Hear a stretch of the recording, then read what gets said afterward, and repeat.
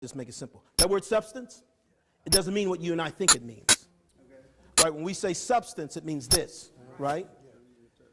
But that word substance, it really is a word that is used to, in the days of when it was translated and in the Greek when it was written, that word substance means the structure that undergirds something. Substance, the foundation, the thing that undergirds something. So our faith is the thing that undergirds what we are hoping for. The way that verse has been translated, it makes it sound like our faith itself is the substance of what we're hoping for, versus our faith being the foundation of our hope. Our trust and what we're trusting in is the foundation of what we hope for. Am I making sense here? So when we think about what faith is, it is the foundation of our confidence, our trust, and our reliance on God. It's not faith in our faith. Come on. Your faith doesn't produce anything for you. Let me say that again. And then I'm going to add to it. But I want to say this. Your faith doesn't produce anything for you. Your trust, your confidence, your reliance doesn't produce anything for you in and of itself.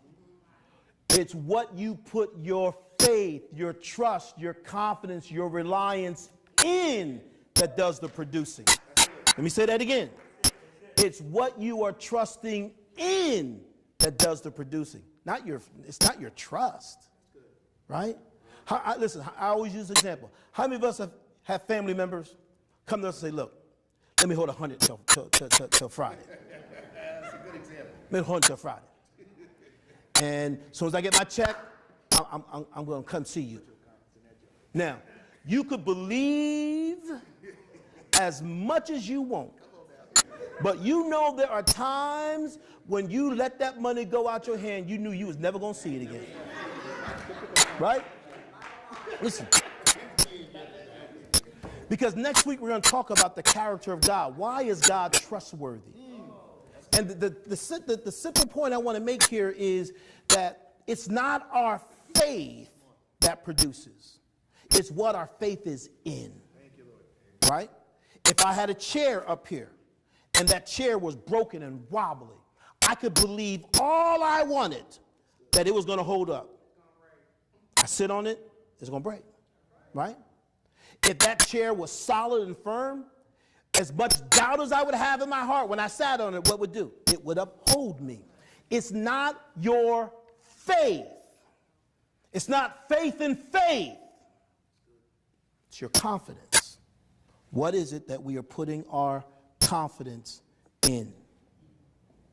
It's not just believing, it's trusting. So, what is the difference between believing and trusting? I invited a guest speaker to come, and I want to introduce you all to the great Blondini.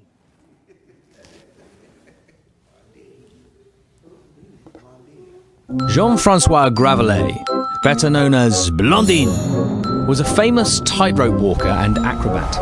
He's perhaps best known for his many crossings of a tightrope, 1,100 feet in length, suspended 160 feet above Niagara Falls in the USA. His act will be watched by large crowds and begin with a relatively simple crossing using a balancing pole. Then he would throw away the pole and amaze the onlookers. On one occasion, he crossed the tightrope on stilts. On another occasion, blindfolded. Another time, he stopped halfway to cook and eat an omelette. In 1860, a royal party from England came to watch Blondin perform. After his normal spectacular crossings, he then wheeled a wheelbarrow from one side to the other as the crowd cheered. Next, he put a sack of potatoes into the wheelbarrow and wheeled that across. The crowd cheered louder. Then he approached the royal party and asked the Duke of Newcastle, "Do you believe that I could take a man across the tightrope in this wheelbarrow?" "Yes, I do," said the Duke. "Ah, hop in," replied Blondin. The crowd fell silent, but the Duke of Newcastle would not accept Blondin's challenge. "Is there anyone else here who believes I could do it?" asked Blondin. No one was willing to volunteer. Eventually, an old woman stepped out of the crowd and climbed into the wheelbarrow. Blondin wheeled her all the way across and all the way back. The old woman was Blondin's mother, the only person willing to put her life in his hands. Two aspects, two perspectives to it. One is intellectual assent, what we call believing. Everybody in the crowd believed. The other aspect of faith is trust. Trust is actually relying on the fact that something is true, actually relying, trusting in what you believe to be true. America says it's a Christian nation. Now listen, I ain't here to beat up on unbelievers. I don't do that. That's why we the church. Our job is to make unbelievers believers, right? But I want to use this for an analogy standpoint. 70% of America say they're Christians. And most of them say they're Christians because they believe in God. You ask somebody, you believe in God? I believe in God. I don't go to church, but I believe in God, right? Well, look at James chapter 2, verse 19. We're trying to understand faith. We're trying to understand faith. James chapter 2, verse 19 says this: "You believe that God is one? You do well. Pat yourself on the back. Praise the Lord. But even the demons do what? Believe. Not only do they believe, they got fear. They fear the Lord."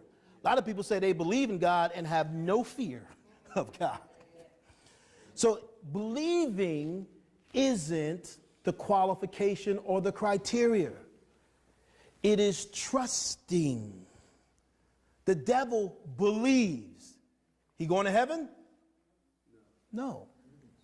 It's not enough to believe. It's not enough to believe that Christ was the Son of God. It's not enough to believe that Jesus died on the cross. It's not enough to believe that he rose from the dead. It's not enough to believe the gospel. I have to trust the gospel. I have to get in the wheelbarrow of the gospel and say, okay, God, we're going to walk this out together.